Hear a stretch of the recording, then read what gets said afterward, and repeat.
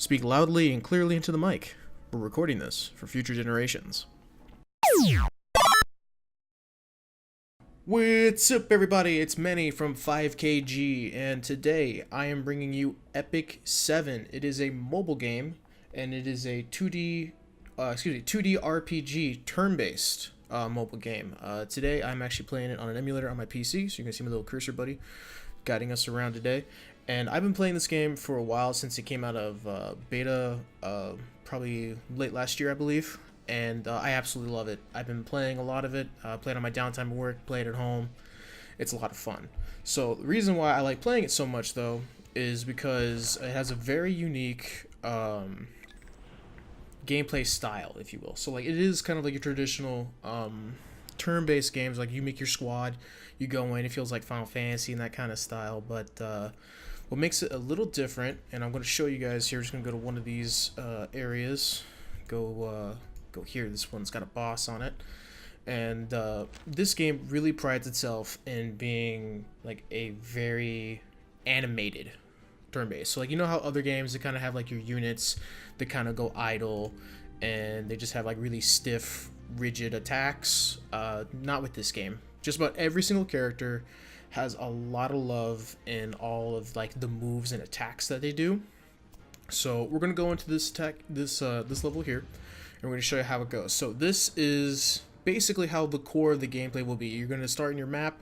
You can see over here in the upper left hand corner, you're going to have about 3 fights typically, and you just kind of move from one side of the screen to the other. Now there's going to be other game modes where you can actually explore around the map and go forth and backtrack and open and lock doors, and that makes it feel a bit more like an adventure in that point. But for general map progression, it's just from point A to point B.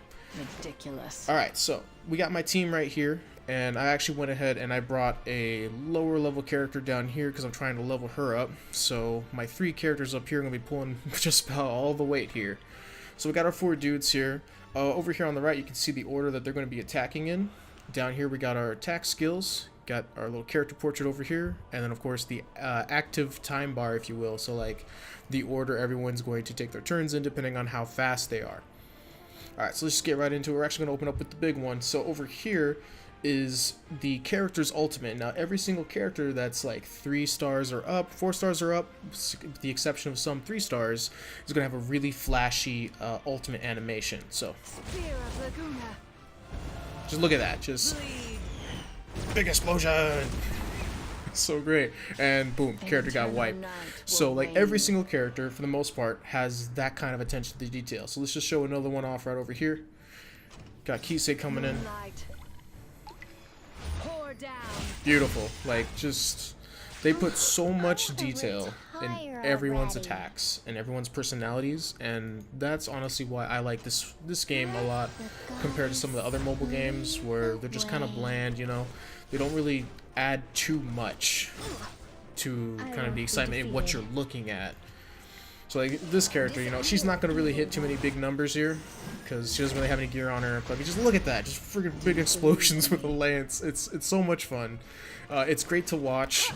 I get a lot. It's really enjoyable. Honestly, it is. So we're just going to continue to go through here. Now the game does have an auto function, so we'll go ahead and turn that on now. So the game will just kind of play itself for you because, you know, it's a mobile game. You know, you can't just exactly always kind of cater to it. And also, there is, just like other mobile games, there is a pretty decent amount of grinding that you'll have to go through.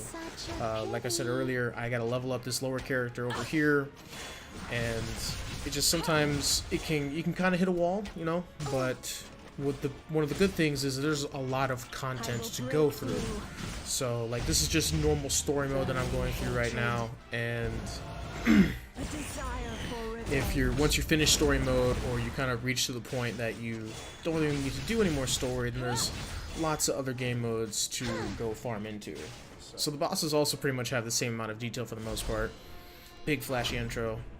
Also, we're actually playing against another hero. Alright, so this is a special boss where this is actually a character you can play as. You can get Crow. He's a tank, so hopefully my team can pummel through to him.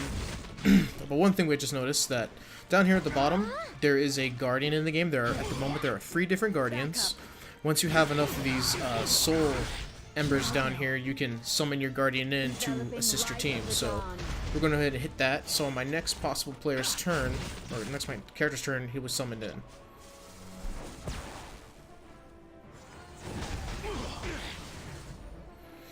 Very cool. So that's the base guardian you get. Like I said, there's 2 other ones that are a lot more flashier, a lot crazier, but the benefits to using these guardians is that not only does it do a substantial amount of damage to the enemy, they also provide a little buff to your heroes. As I don't know if you can really tell, but my team is doing a lot more damage against this boss because I summoned in my guardian.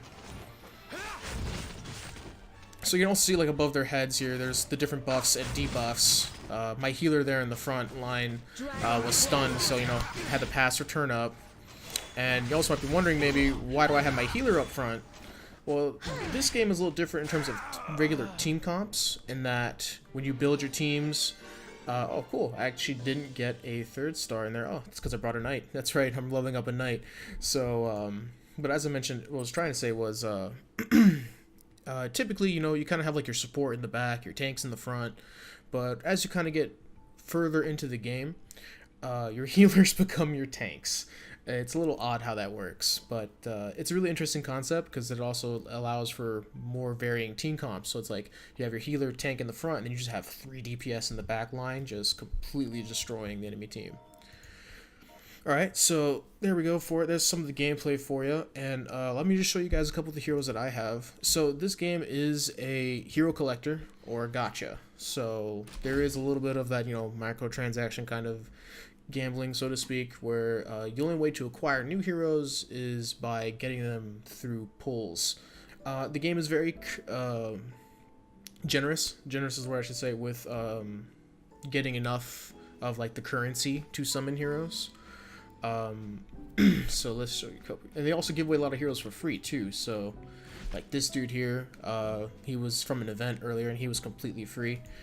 This was one of the first healers I got in the game when I started out. The game also has limited heroes, which is a little bit of a controversy. The basically heroes that they launch, and then only for a set period of time you can get them, and then once that period of time is up, you can't get them anymore. So this is one of the heroes, Diane. The other character would be Luna, which you saw in the gameplay. So unfortunately, as of right now, you can't reacquire these heroes. But they have tons of other really cool heroes that you can acquire currently, you know, just through general pools and everything like that. We got Bologna, we got Litica. It says here is my main man. He's my edgelord. He was also one of the first characters I started my game out with. So we're just going to go thumb through these relatively quick here. These are just some of the characters that I was able to pull. I got lucky and got. There's a lot of variety. You got your waifus, you got your husbandos, you got your cat girls, you got your elf girls, you know. So there's a whole bunch going on here. There's a lot of variety, and which is really good. You don't want just the pater candor to just kind of the one kind of like type of characters. Alright, now that's just some of the characters in Epic 7. There's a whole bunch more to go over through, but we're out of time for today, guys. So thank you all very much for watching. If you enjoyed the video, please consider giving us a like. And if you haven't subscribed to us yet, please do so. It helps us out tremendously. And feel free to comment down below what you would like to see from Epic 7. I would love to do some more videos for you guys. There's plenty of more gameplay to see, plenty more characters to collect. And like I said, I really enjoyed this game, and if I hope that by watching this video, it's at least sparked your interest to play the game as well. And of course, if you have any questions, also put them down in the comment section below. And we'll definitely be back here soon with hopefully the collaboration event. There is going to be a huge collaboration event between Epic 7 and a legendary IP. So once that drops, you can bet yourself that I'm going to have a couple videos on that. I got a lot of Sky Stones saved up to pull some of those legendary heroes that are going to be coming out. So thank you all very much for watching. I hope you enjoyed, and we'll see you all next time.